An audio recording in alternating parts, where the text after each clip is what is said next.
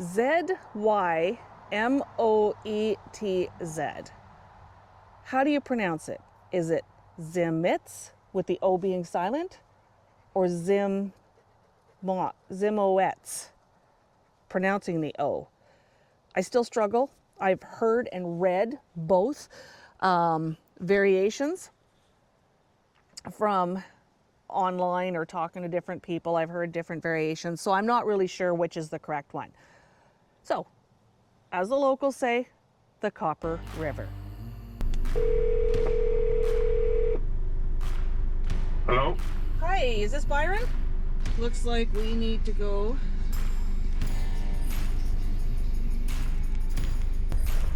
looking for 12.5 kilometers apparently.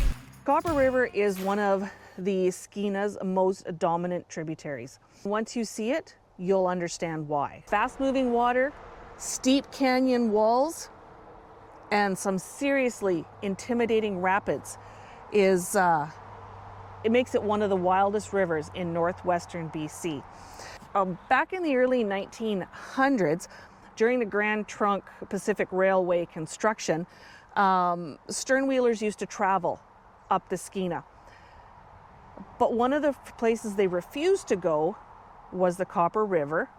Because of the canyon whitewater, it was just way too dangerous. So they refused to go up the Copper to bring supplies.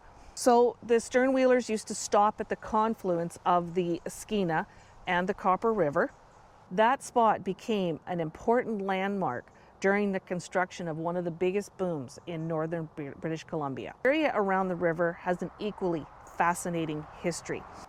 Just downstream of the Copper River, there was a city back then called Copper City, where prospectors searched for copper and silver, of course.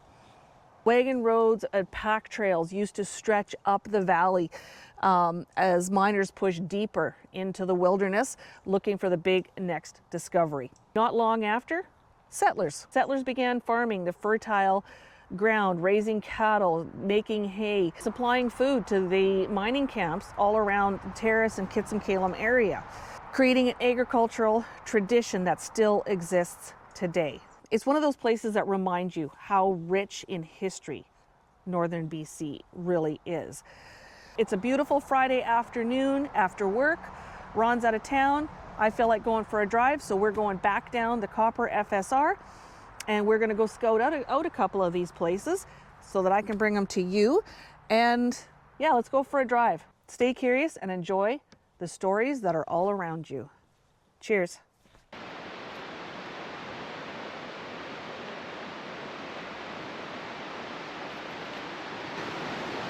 So this is the Copper River.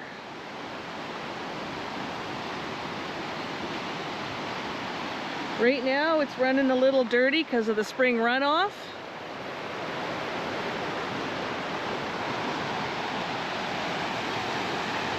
But normally it's a beautiful teal green.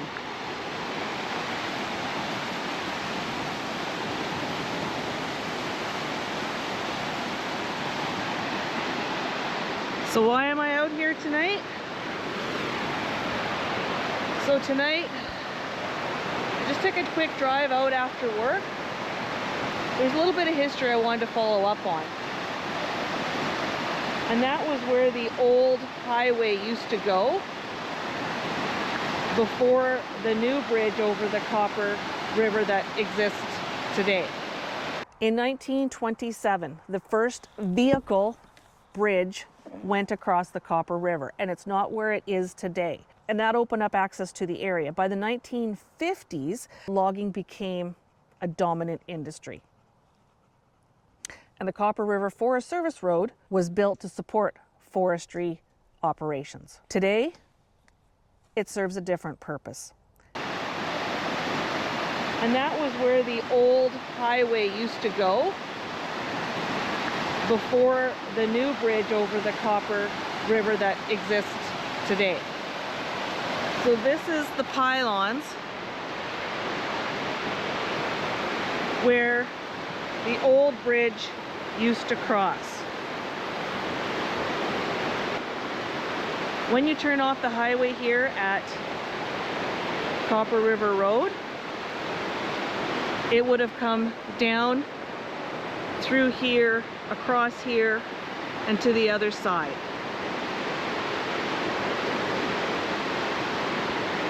So once I leave here tonight, once I leave this spot, I am actually going to go back to the highway, come back, and come up that side of the river.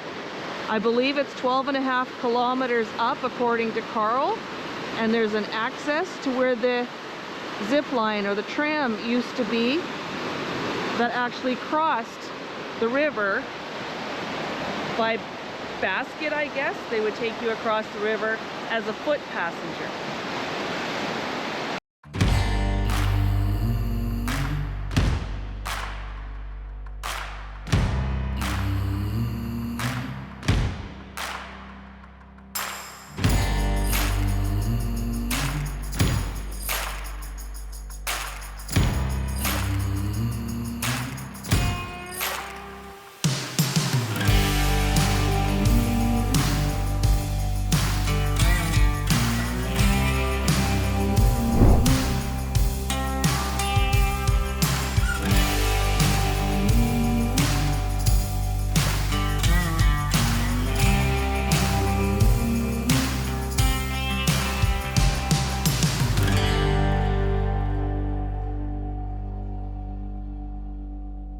Little lower water.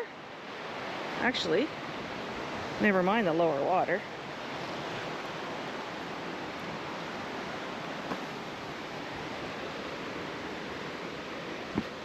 So we're just going to take a walk here.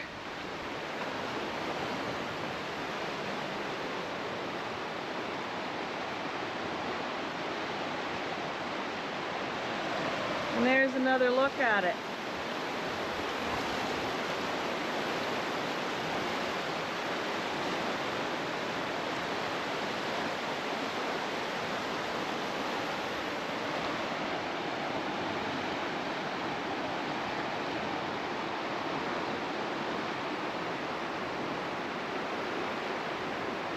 Beautiful country, isn't it?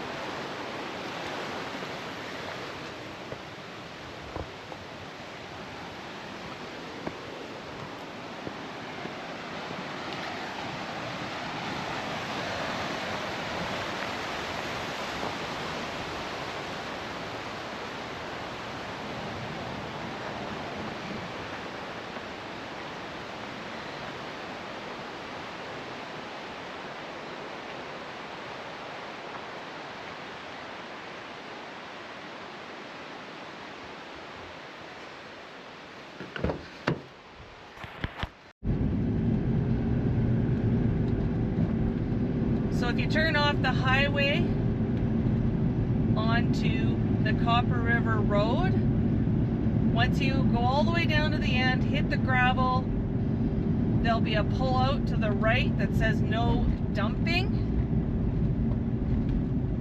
Park in there and you can, the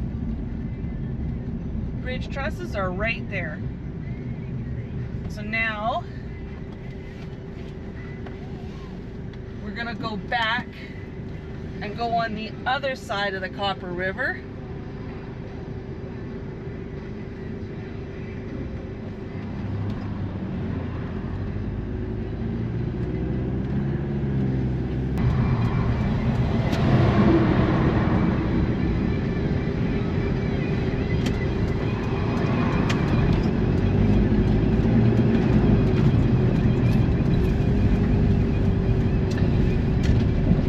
Probably recognize this road.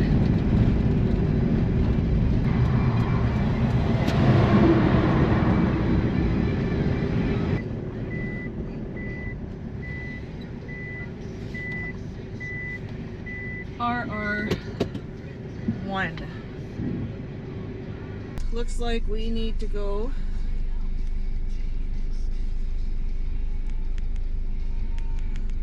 to Copper River RR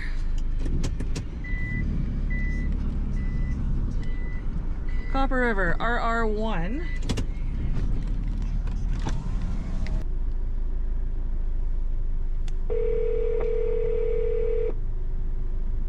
Hello? Hi, is this Byron? Yeah, it is. Hey Byron, it's well, I guess you don't really care who I am, but I am just gonna head up the Copper. Is it closed or? No, the Copper's wide open right now. Oh, okay, there's just signs all over the place that kind of made me think I should probably give you a shout. Yeah, no, you're good to go. Okay. Yeah, no worries. Take Bye care. for now. Bye. Looking for 12.5 kilometers apparently, so let's go for a drive. It's a gateway for anglers looking for that big steelhead. There are whitewater rafters that go down the Copper. There's history buffs that are up searching for some kind of sign, some kind of something to show that the old settlers were here, are out searching for remnants of what helped shape this incredible valley.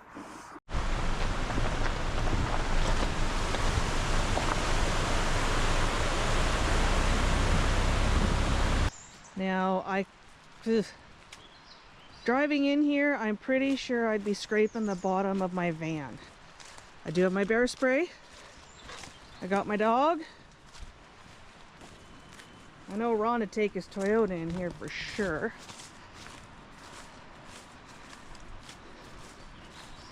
But let's go have a look, see what we can find.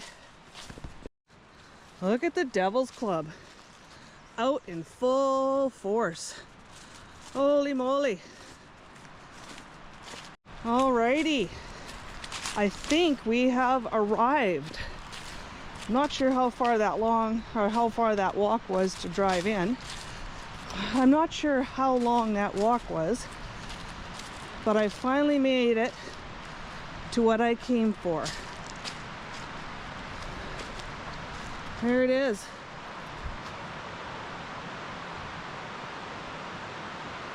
That is, stay here, the tram crossing to the other side of the river. So back in the day they would have a basket up at the top there that they would run people, foot passengers, back and forth.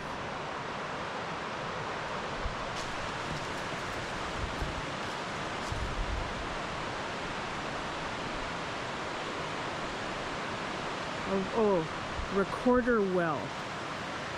Huh. Interesting.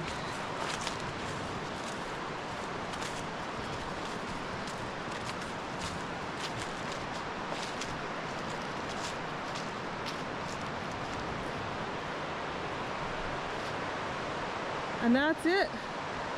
That was the whole function of my drive tonight. So I'm going to see if I can pin this and see if there's access from the other side, although that hill looks pretty straight up and down. Oh well. Oh, I know, buddy. What do you figure?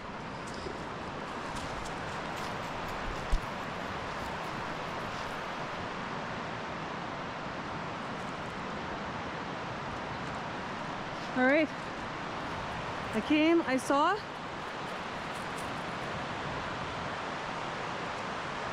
And I'm leaving.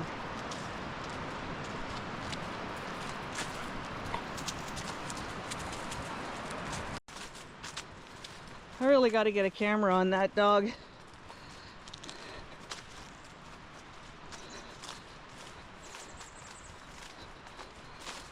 Be curious to see life at his view.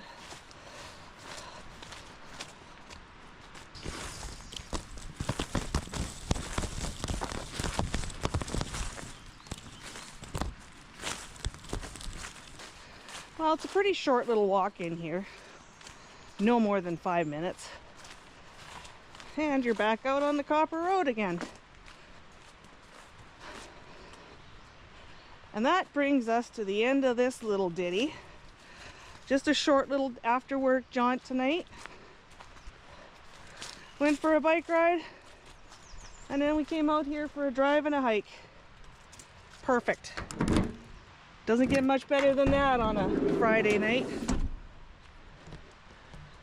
Come on. Here, come.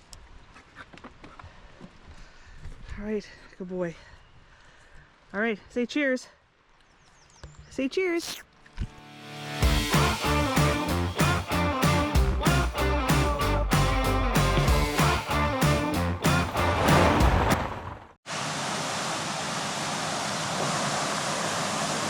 Standing here on the road and I can feel the spray off this waterfall.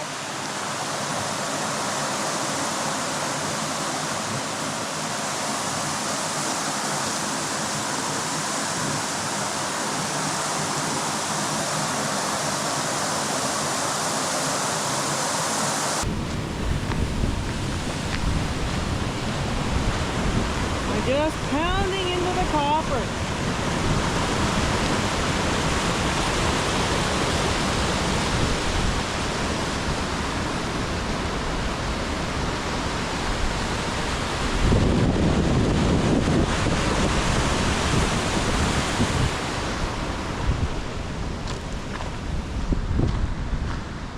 All right, off we go, home for supper. So one thing I would like to stress if you are going up the copper is to bring a GPS, an InReach, a maps, a Starlink, something to help navigate your way in and out of the valleys up there, because you just get so fascinated, you get so excited about all the different roads, and you go deeper and deeper, and next thing you know, if you're turned around, you could get yourself into trouble. If you are going up there, just be cognizant of that.